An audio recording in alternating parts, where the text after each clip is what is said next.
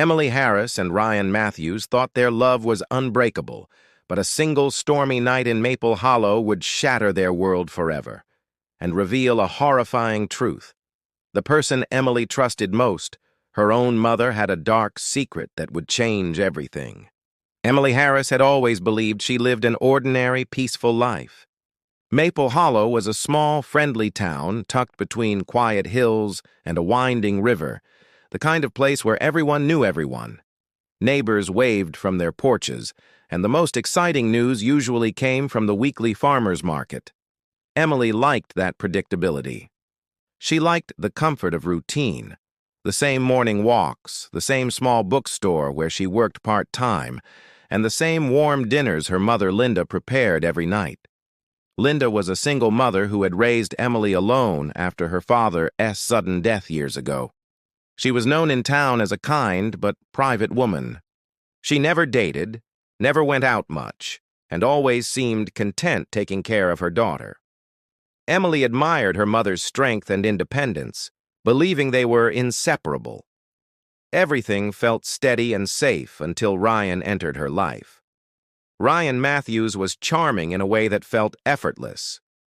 He was a few years older, studying architecture in the city, but often visiting Maple Hollow to see his grandmother. He met Emily at the bookstore one quiet afternoon when he came in looking for an old design magazine. Their connection was instant. Within weeks, they were inseparable, sharing long drives through the countryside, sketching plans for a future they hoped to build together, and spending lazy evenings under the stars. Ryan made Emily feel alive in a way she had never experienced before. Linda seemed pleased at first. She complimented Ryan's manners, invited him for dinners, and often said he reminded her of someone she once knew. Ryan helped around the house, fixed a broken fence in the backyard, and even brought Linda flowers on her birthday. Everything seemed perfect. Almost too perfect. Sometimes, when Emily caught her mother watching them from the kitchen window, she couldn't quite read her expression. It wasn't dislike, it was something quieter, heavier, as if Linda was studying Ryan, memorizing every movement. As autumn rolled in, life settled into a comfortable rhythm. Ryan and Emily talked about moving in together after graduation, maybe even leaving Maple Hollow for good. Linda never discouraged the idea, but she began asking odd questions. She wanted to know where Ryan lived, who his parents were, how much money he made, and what kind of future he truly wanted. Emily brushed it off as motherly curiosity. Still, there was a strange tension she couldn't explain. One evening in late November, Ryan came over for dinner as usual. The three of them laughed, ate Linda's homemade pot roast, and watched an old movie afterward. Everything seemed normal until Emily woke later that night and noticed Ryan's car was gone. Linda was sitting by the window in her robe, staring out at the dark street. When Emily asked where Ryan went, Linda said he'd gotten an urgent call and had to leave suddenly. Emily thought it was odd that he didn't say goodbye, but she trusted her mother's words. She went back to bed, unaware that this was the last time she would ever see him. By morning, Ryan still hadn't called or texted. Linda acted calm, telling Emily not to worry, that men sometimes needed space. But something inside Emily shifted that day, a small, unexplainable unease that grew heavier with every silent hour. What she didn't yet realize was that the peaceful life she had always known was already gone. Something dark had entered their home, quiet and unseen, waiting for her to uncover it piece by piece. Ryan's disappearance shook Emily in ways she couldn't understand. At first, she convinced herself there had to be an explanation. Maybe his phone had died, maybe he needed time to think, maybe there had been an emergency. But as the hours turned into days, those comforting thoughts began to crumble. He didn't show up for work, didn't answer calls, and his friends hadn't heard from him either. Panic settled over Maple Hollow as news of his vanishing spread through the small town like wildfire. The police launched a search, though their efforts felt half-hearted. They found his car parked near the edge of the river, doors unlocked, keys missing, and his wallet still inside. There were no signs of a struggle, no footprints leading away. The officers suggested he might have walked off voluntarily. They mentioned stress, hinted at hidden problems, and quietly filed his case under a possible runaway. Emily refused to believe that. Ryan wasn't the type to vanish. He had plans, dreams, and he had her. She spent hours driving the roads they used to travel together, calling his name in the woods, scanning every face in the crowd at the grocery store. Linda's behavior during those days was unsettling. While Emily fell apart, her mother seemed composed, even detached. She cooked meals, cleaned the house, and reminded Emily to eat as if nothing had happened. When Emily begged her to help look for Ryan, Linda said it wasn't good to dwell on things beyond control. Her calmness began to feel unnatural, like she was rehearsing it. Sometimes when Emily caught her mother watching her, there was no emotion in her eyes, just a quiet patience, as though she was waiting for something. Weeks passed, and Ryan's case went cold. Flyers with his photo faded on telephone poles, replaced by newer concerns. The town that once whispered his name moved on. But Emily couldn't. She spent long nights scrolling through his old messages, rereading his last text that simply said, "See you soon." The words haunted her. One afternoon, Emily went into the backyard to grab some tools for gardening, something to distract her restless mind. That was when she noticed the shed. It looked different. The ground beneath it seemed freshly disturbed, and the wooden boards inside looked newer than before. She knelt and touched them, realizing they had been replaced recently. Linda never did any kind of home repair. She always hired help for that.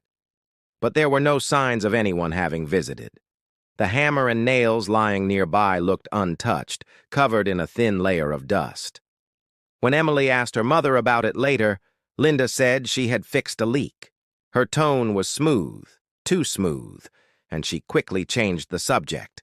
The moment lingered in Emily's mind long after. She began to notice other strange details. The way Linda always locked the shed at night, the faint scent of cleaning chemicals drifting from it, the late-night noises she sometimes heard from the backyard. Emily tried to convince herself she was imagining things, that grief was twisting her perception. But the unease grew stronger each day. Ryan's toothbrush still sat by the sink. His jacket still hung by the door. And yet the house felt emptier than ever. There was an invisible weight pressing on everything, a silence that seemed alive.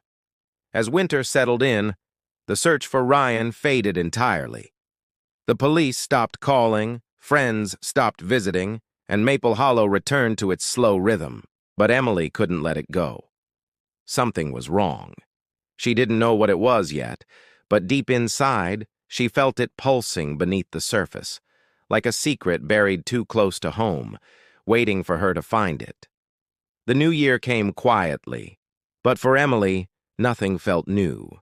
Every corner of her life carried the shadow of Ryan's disappearance. The police had stopped returning her calls, friends had grown distant, and her once warm home now felt hollow.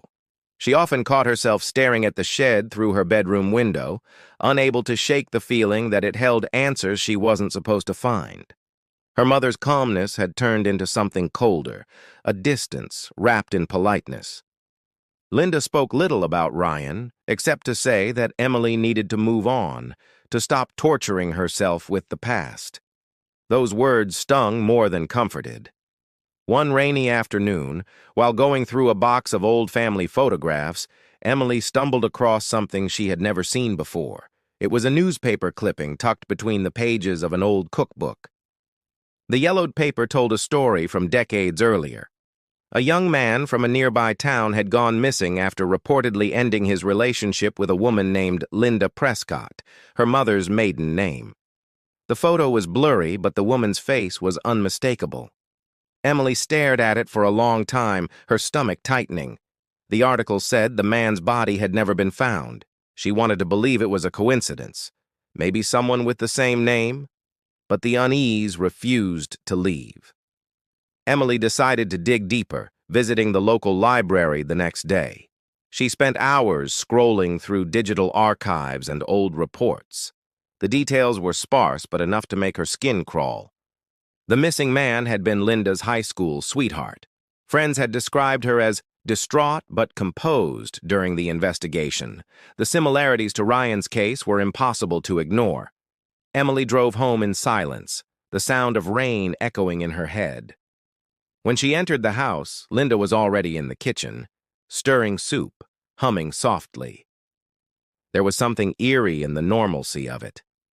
Emily wanted to confront her, to ask about the article, but the words refused to come.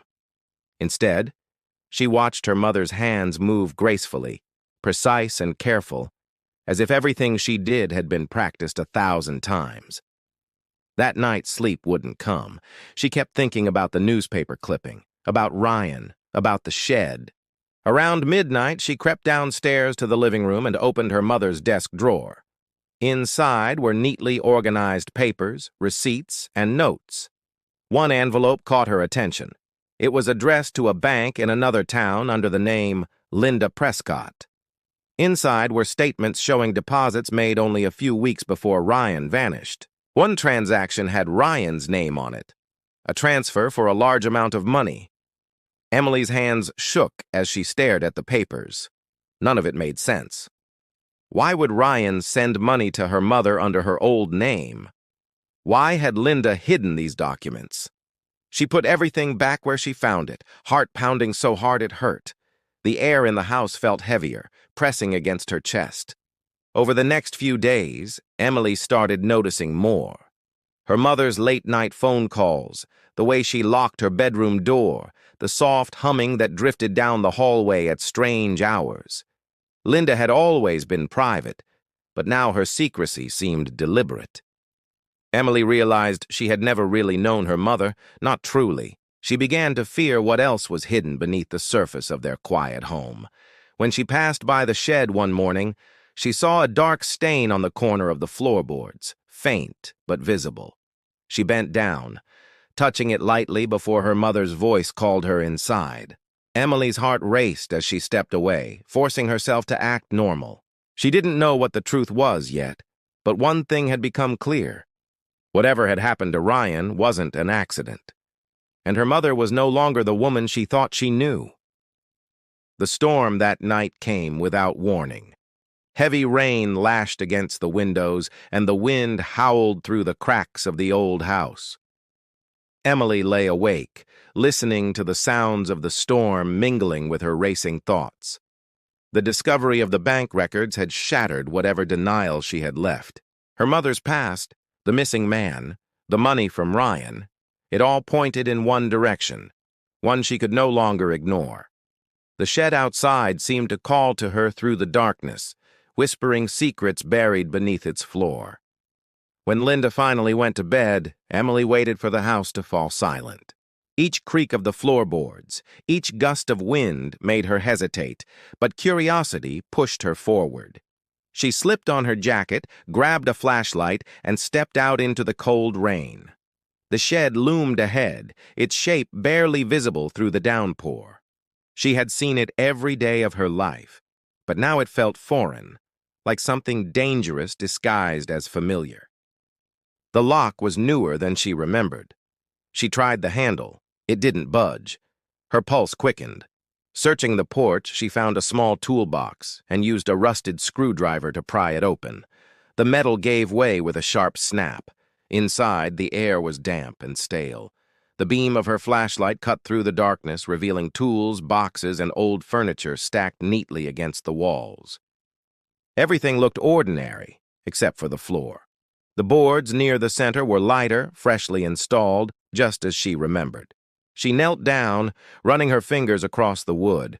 The scent of chemicals and earth was faint, but unmistakable. Without thinking, she began pulling at the edges of the boards. They were nailed tight, but years of age had weakened the corners. With a grunt, she managed to lift one, then another. Beneath them lay packed soil, dark and uneven. Her breath came fast, clouds of air visible in the cold. As she dug with her hands, her fingers brushed something hard. She froze. It was a strip of fabric burned at the edges. When she pulled it free, she recognized the color.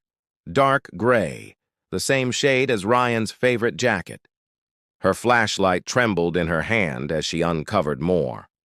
A watch, partially melted, lay tangled in the dirt. The face was cracked, but she could still make out the engraving on the back. RM. Her heart stopped. The air left her lungs. She wanted to scream, but no sound came. In that moment, she knew.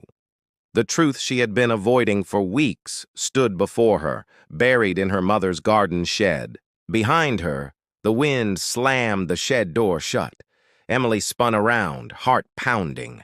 A shadow fell across the floor. Linda stood in the doorway, rain dripping from her hair, her expression unreadable. For a long, endless moment, neither of them moved. Linda's eyes dropped to the open floor, then back to her daughter. The silence between them was louder than the storm outside. Linda stepped forward slowly, her face calm, almost peaceful. She told Emily she had done what needed to be done. Her tone carried no anger, no regret, only certainty. Emily stumbled backward, clutching the watch, tears mixing with the rain on her face. Linda didn't chase her when she ran. She just watched her go, standing motionless in the dim light, the storm raging around her. Emily ran through the mud until she reached the road, her thoughts spinning, her body trembling. She didn't stop until she saw the lights of a neighbor's house. The truth had been buried right in front of her for months, hidden under layers of lies and silence. Now it was out, uncovered by her own hands, and nothing would ever be the same again. The following weeks were a blur of police investigations, forensic tests, and endless questions. Emily barely slept, replaying the moment in the shed over and over in her mind. The evidence she had uncovered left no room for doubt. When authorities excavated the shed properly, they found the remains carefully concealed beneath the soil and boards. It was Ryan. Every forensic test confirmed it. The discovery shook Maple Hollow to its core, a quiet town now haunted by the revelation that murder had happened in plain sight. Linda Harris was arrested without resistance. She did not cry, did not plead, and did not offer any explanation beyond her calm statement that she had done what was necessary. The police found additional evidence linking her to Ryan's disappearance. Poison traces were discovered in his blood, and meticulous records showed she had planned the transfer of funds and staged his sudden disappearance to look voluntary. Emily could barely process it. Her mother, the woman who had raised her, the woman she trusted most in the world, had killed the man she loved. During the trial, Emily sat in the courtroom every day, trying to make sense of the details. The prosecution painted a picture of premeditation, careful calculation, and long hidden obsession. The defense offered little more than vague justifications, claiming that Linda's actions were meant to protect her daughter from an unspecified danger. Emily couldn't understand the claim. There had been no danger. Ryan had been kind, loving, and harmless. The idea that her mother could commit such an act without remorse made her stomach churn. Friends and neighbors avoided her at first, unsure how to treat the daughter of a murderer. Some offered sympathy. Others whispered behind closed doors. Emily felt alone, trapped between grief for Ryan and the incomprehensible betrayal by her mother. Each day she walked past the shed, she imagined the dark soil beneath the floorboards, the hidden pieces of Ryan's life that had been stolen. The house that had once been home now felt like a tomb of memories and lies. The trial lasted weeks. Linda's calm demeanor never faltered. She offered no confession beyond acknowledging her actions. The jury deliberated for hours, the tension in the courthouse thick and unrelenting. When the verdict came, it was guilty on all counts, life in prison without parole. Emily felt a strange mixture of relief and emptiness. Justice had been served, but the wound ran deeper than any sentence could reach. Afterward, Emily left Maple Hollow for a time, unable to bear the memories of the house, the shed, and the woman who had once been her mother. She moved into a small apartment in the city, surrounded by strangers searching for a sense of normalcy. Therapy helped. but the scars remained. She learned to live with the knowledge that someone she loved had been capable of unimaginable acts. Years later, she returned briefly to the town to settle affairs. The Harris house had been sold, a new family moving in, unaware of its past. Yet Emily felt the echo of that night, the storm, the shed, and the buried truth. She often wondered if her mother had truly felt anything: regret, sorrow, or love. The answers never came. Emily knew she had survived something horrific, had unearthed a terrible secret, and had faced the darkest part of someone she had trusted.